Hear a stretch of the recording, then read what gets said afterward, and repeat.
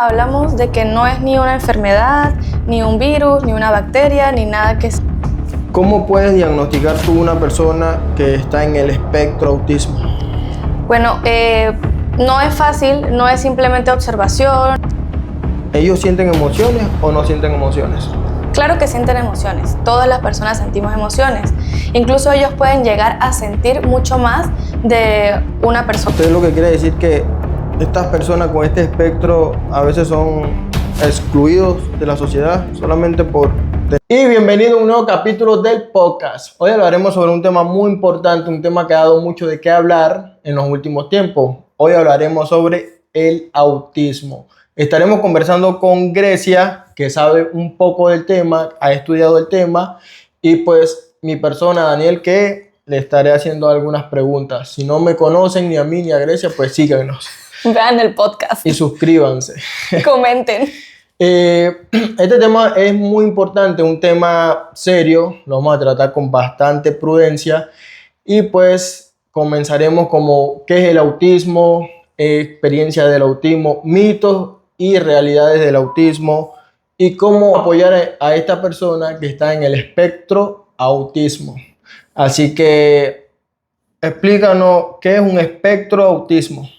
Cuando hablamos del espectro autista, hablamos de que no es ni una enfermedad, ni un virus, ni una bacteria, ni nada que se contagie. Es una condición del neurodesarrollo y pues es algo con lo que la persona va a vivir toda su vida. Cuando decimos espectro, quiere decir que es demasiado variado dentro de todas las posibilidades. Es como ver un cubito de Rubik que tiene millones de combinaciones con sus colores y cada persona dentro del espectro autista, dentro de su neurodesarrollo, tiene un cubo de Rubik totalmente distinto al de otra persona. Entonces, ellos, o así como cualquier persona, no logramos realmente encajar todos los colores perfectamente, sino que siempre va a haber alguna variable dentro de este mix que significa estar en el espectro autista. ¿Cómo puedes diagnosticar tú una persona que está en el espectro autismo? Bueno, no es fácil, no es simplemente observación, no es que yo creo o yo pienso. Desde muy chiquitos, en la intervención temprana, que es muy importante, estos niños han sido llevados a psicólogos, a neurólogos, neuropsiquiatras, educadores, psicopedagogos, que pues tienen un sinfín de estudio, un sinfín de evaluaciones para estas personas para finalmente dar este diagnóstico. No es como que, ay, lo vi y creo. No, pero suelen ser personas que tienen incomodidades a ruidos, a sensaciones, no les gusta o no se permiten estar en entornos sobrepoblados, donde haya bullicio. Hay algunos que se enfocan muchísimo en un tema, hay otros que simplemente no le toman importancia, hay unos que son verbales y hay otros que no son verbales. Nada de esto tiene algo negativo en la persona, simplemente que tienen diferentes formas de comunicarse y de vivir en este mundo. Vamos a hablar sobre mitos y realidades ahora, ¿ok? Ok. Según internet, algunos mitos sobre la persona que está en el espectro autista, ¿ellos sienten emociones o no sienten emociones? Claro que sienten emociones, todas las personas sentimos emociones. Incluso ellos pueden llegar a sentir mucho más de una persona neurotípica. Pero simplemente ellos tienen diferentes formas de comunicar y de expresar esos sentimientos o esas emociones. Otro mito que se habla es que si esa persona con ese espectro autista pueden ser genios como en las películas.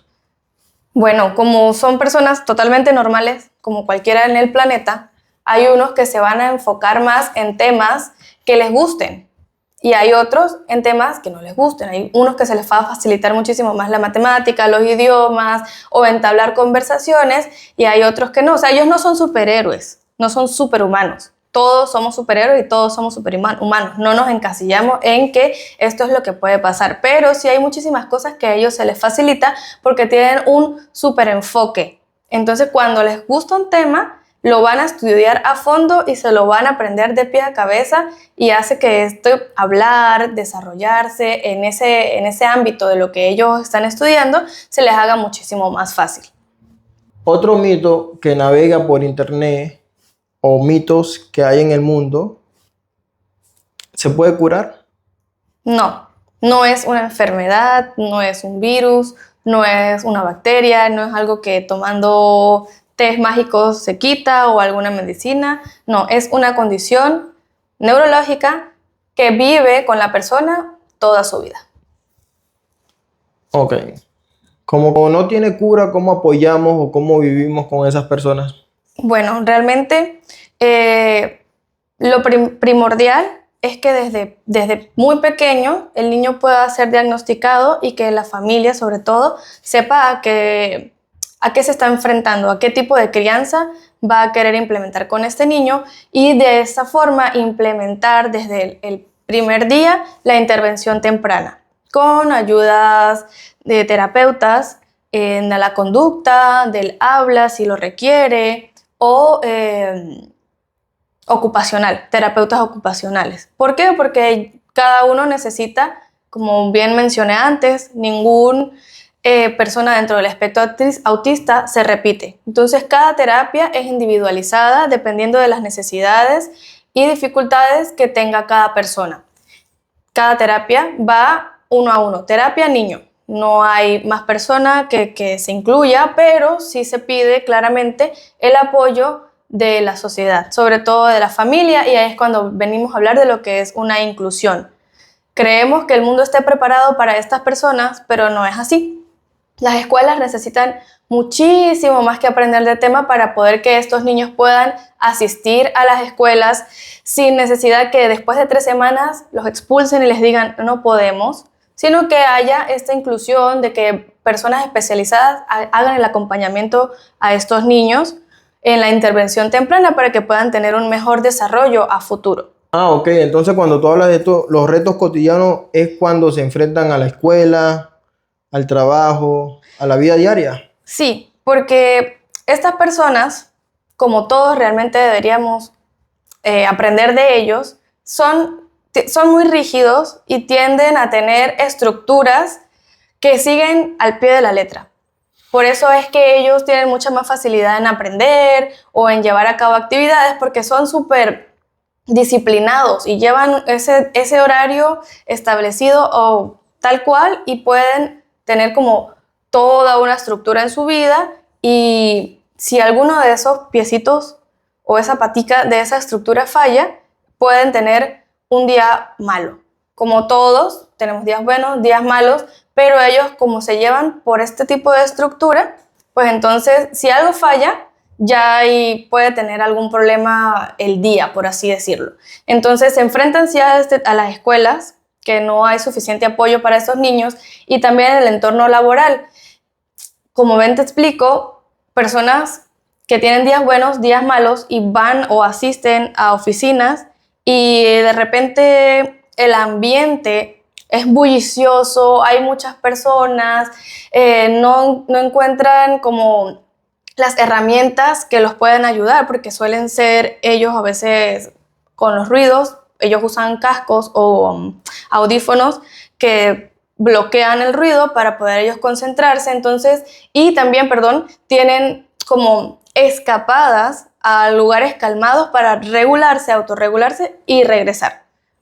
¿Tú crees que oficinas o trabajos rutinarios de esta forma así súper estructurados que no permiten a la persona levantarse de una silla o dar un paseo es un ambiente seguro o bueno para las personas neurodivergentes? No les va a funcionar. No. Exacto.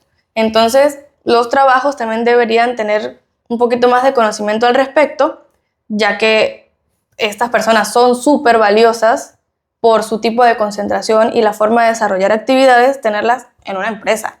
Pero debes tener estos espacios para que ellos puedan autorregularse y puedan continuar. O sea, usted lo que quiere decir que estas personas con este espectro a veces son excluidos de la sociedad solamente por tener eso. Sí, hay muchas personas que son súper excluidas, no solamente en el aspecto laboral, sino también social. Porque imagínate que estás en una fiesta y te invitan, pero tú no soportas el ruido tan alto o tanta gente hablando de tantos temas diferentes o muchos colores. Entonces el mundo no está apto para estas personas. ¿Qué estamos haciendo nosotros como sociedad? Obligando a estas personas a encajar en este mundo. No lo estamos haciendo bien. El mundo debe comprender más y adaptarse un poco a estas personas. ¿Qué quiero decir con esto? Ejemplo, las discotecas es ruido súper fuerte, iluminaciones, luces que cambian, que esto les puede afectar, porque no se puede hacer una discoteca de repente donde cada quien use sus audífonos para que regule el sonido sin necesidad de que haya tantos cambios bruscos de luz para incluir a estas personas. No tendría nada de malo, podrían socializar mejor, podrían conocer más gente y sentirse incluidos y no simplemente rechazados. También he leído en internet que estas personas pueden llegar a ser súper agresivas, como otras que no pueden ser agresivas, que pueden ser súper amables. ¿Qué tan cierto puede ser eso y a qué se debe que lleguen a ser tan agresivos? Bueno, la naturaleza del ser humano no es que tú naces y eres agresivo. Como estas personas dentro del espectro autista tienen dificultades en la comunicación, supongamos que tenemos a un niño que no logra comunicarse bien con su mamá y la forma en que él encontró que la mamá, papá o familiar, la persona que lo cuida, le presta atención es golpeándolo o arrojándole algo. Entonces, somos nosotros, como padres, como cuidadores, los que debemos enseñar al niño cómo comunicarse. No necesito que me golpees, no necesito que arrojes algo, simplemente con un toque o con enseñarle a esperar, se pueden evitar todas estas conductas agresivas. Porque no es que el niño nació y es agresivo y va a golpear, no, pero no. El mundo no está preparado para enseñarle a padres a cómo controlar o saber canalizar la forma de la comunicación. Entonces, ¿por qué se habla de la terapia, la intervención temprana? Para poder que estas conductas no se desarrollen. Como esto es un tema nuevo, no hay muchísimo conocimiento, y hasta ahora es que nos hemos podido dar cuenta de cómo cortar estas conductas. Entonces, por eso es que hay personas que pueden ser agresivas, pero realmente es porque no lograron encontrar una forma, no los apoyaron lo suficiente para que ellos lograran comunicarse, y esa fue la forma en la que ellos lograron captar esa atención o que ellos logran obtener lo que necesitan. Entonces, no es que sean agresivos porque su naturaleza es así, sino que esa fue la forma en la que ellos lograron comunicarse. Eso te iba a preguntar, o sea, tiempos atrás el autismo o el espectroautismo no era bien sonado. ¿Por qué ahora sí está bien sonado ese tema? Anteriormente, bueno, no había mucho conocimiento al respecto. Y muchos de estos, voy a hablar en los años 1800, tenían este tipo de conductas y entonces eran, vamos a decir, como que intervenidos y eran puestos en hospitales psiquiátricos porque tenían problemas para encajar dentro de la sociedad. Claro, a medida que la ciencia se va desarrollando y los estudios han avanzado, se han dado cuenta de qué es lo que pasa dentro del espectro autista y qué condiciones son las que necesitan para desarrollarse de una buena manera.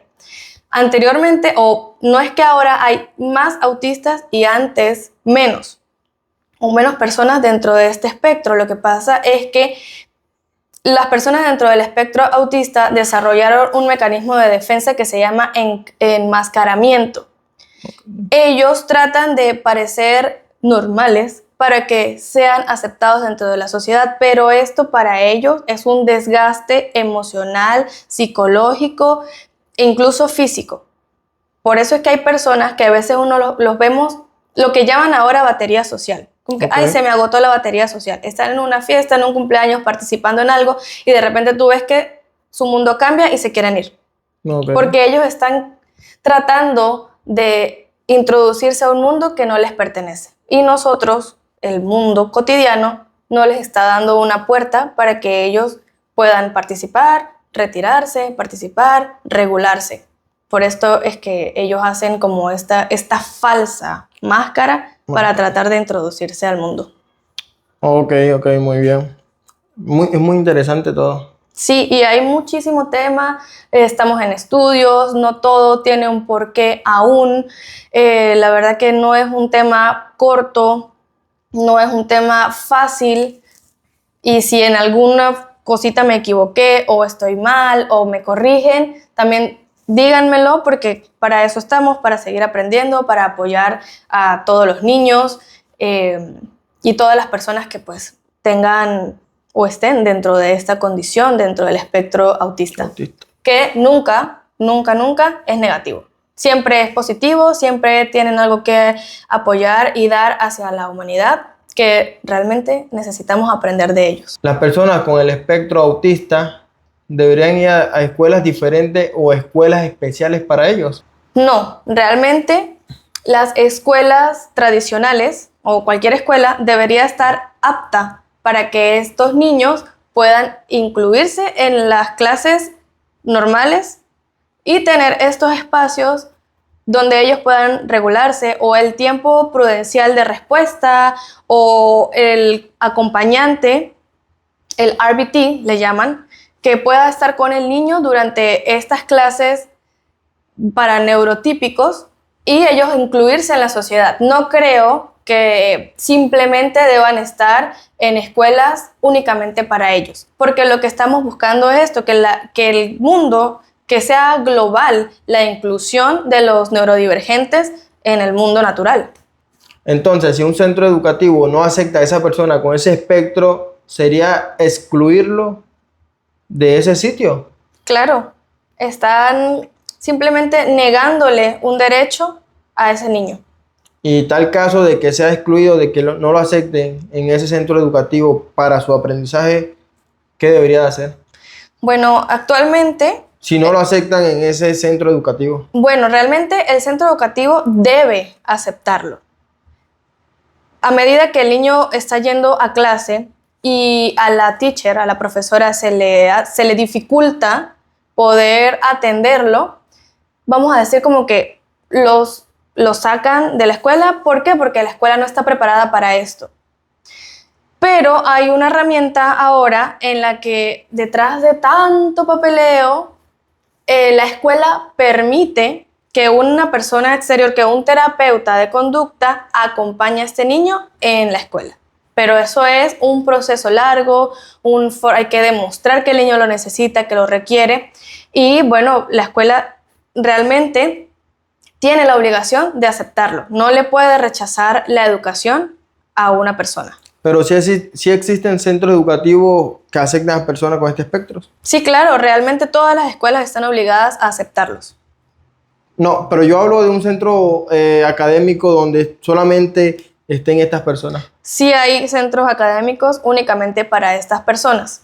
Entonces, para ir finalizando este tema, ¿qué reflexión tú nos podrías dar o le podrías dar a las que nos escuchan? Bueno, el autismo no es un mundo aparte en el que vivimos. Realmente es parte de este mundo.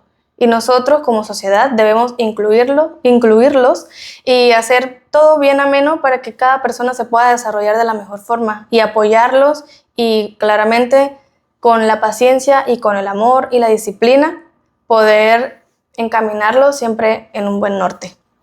Sí, yo digo que no somos diferentes a ellos ni ellos a nosotros.